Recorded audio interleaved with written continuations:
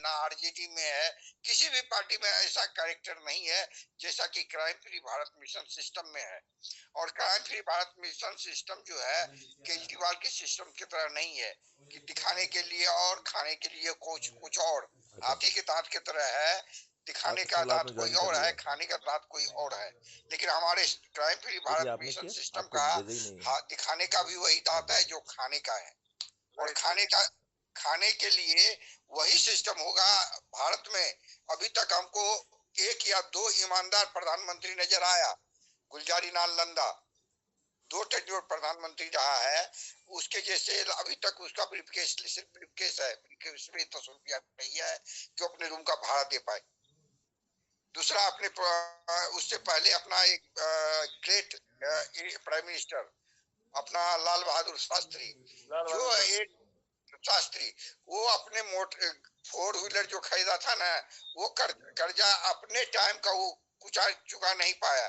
तो उसकी बीवी ललिता देवी पेंशन पता नहीं, जब इन दैट टाइम प्रधानमंत्री लाल बहादुर शास्त्री होते थे तो कितना पेमेंट लेते थे कि वो अपने कार का भी करने का मतलब जो लोन था ना नहीं चुका पाया। उसका बेटा और उसकी बीवी चुकाया था। अभी ऐसे ईमानदार आदमी की कतारें हमारे क्राइम फ्री भारत मिशन में लगी हुई है।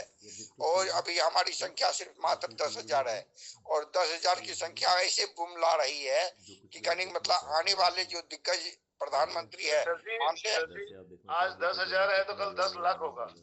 अब वही 10 लाख की मुहिम में हमारा सिस्टम अभी आगे बढ़ रहा है। यदि हमारी सिस्टम सही है, आपका ही आ गया, यदि आप 10 लाख होगा तो आगे इसमें 65 लोग भी जोड़ा है। अब बढ़ते जाएंगे। वो अभी हमारे पास बहुत काम है। 2024 में 543 सीट पे चंद्रगुप्त बन के आना है, और हमको पैसा खर्चा करके इलेक्शन नहीं जीतना है एसपी सर, हमको थाली लोटा और दीपक जला के इलेक्शन में जीतना है। ये जिस तरह कोरोना को हमारे प्रधानमंत्री नरेंद्र मोदी जी भगाए थे, थाली लोटा बजा के भगाए थे। बीमारी को जब हम भगाते हैं, कोरोना जैसे बीमारी को जब हम थाली लोटा बजा के, तो यहाँ जो चंद मुट्ठी भर लुटेरे चंगेज खां बने हुए हैं, भारत को लूट के अपना एटेची भर रहा है, तो उसको भगाने के लिए हमको कहीं जाना नहीं पड़ेगा। थाली लोटा और शाम को दीपक जलाएंगे, उसी में वो भाग जाएंगे। और हमारे चंद्रगुप्त आएंगे संसद मंदिर में, और मंदिर में आएंगे हमारे चंद्रगुप्त जैसा व्यक्तित्व रहेगा, ईमानदार व्यक्तित्व है। और कहने का मतलब ये सारे के सारे जो लुटेरे एमपी जो संसद में बैठा हुआ है, 50% से ज्यादा है, हमारे प्रधानमंत्री एक्सेप्ट कर रहे हैं इस बात के कि अगर ये क्राइम फ्री भारत मिशन का फॉर्मूला लागू हो जाए तो हमारे 50% जो एमपी है जेल में जाएंगे। जेल में जाएंगे तो हमारा चेहर खतरे में हो जाएगा। तो अभी इसलिए वो प्रधानमंत्री हमारे 21 सूत्रीय कार्यक्रम को लागू नहीं किया।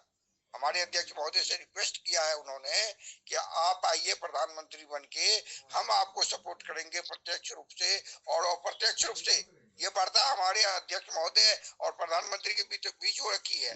लेकिन देश को लूटने वाली शक्ति जो है चंगेज खां, इतना विकराल रूप धारण कर दिया है। अगर हम अभी इसको लागू कर दें तो देश और गर्त में चला जाएगा। इसलिए प्रधानमंत्री नरेंद्र मोदी आश्वासन देते हुए कहने का मतलब क्राइम फ्री भारत मिशन को अप्रत्यक्ष रूप से सहयोग कर रहा है।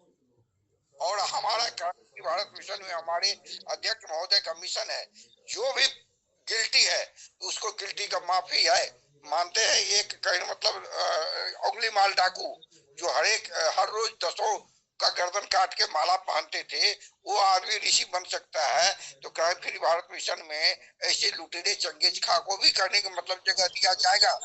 स्वागत है नरेंद्र साहब का, स्वागत है। अच्छा, नरेंद्र साहब अभी दिल्ली में है, यही नरेंद्र साहब हमारे अध्यक्ष महोदय के साथ है मुंबई में। किसी कारण बस करने का मतलब ये हो गया, ट्रेन को तबादला किया अपने मीटिंग की वजह से, करने मतलब आज का प्रोग्राम कैंसिल करना पड़ा। ठीक है बीके सर, इसी में भूपेंद्र साहब के लिए हम आपसे बात करी थी, 5:30 बजे आ रहे हैं railway station. Okay sir, welcome Nashik sir. मोर्चा संभाले अभी 2 मिनट के लिए, और आपका कैसे टाइम निकाल लिया समझ में नहीं आया। चलिए विजय सुनील मैम देख रहे हैं। सबको सादर जय गुरुदेव। जय गुरुदेव। अच्छा है, गुरु महाराज की बहुत बड़ी कृपा है हमारे अध्यक्ष साहब के ऊपर, और गुरुओं का आशीर्वाद अभी हासिल किया जा रहा है।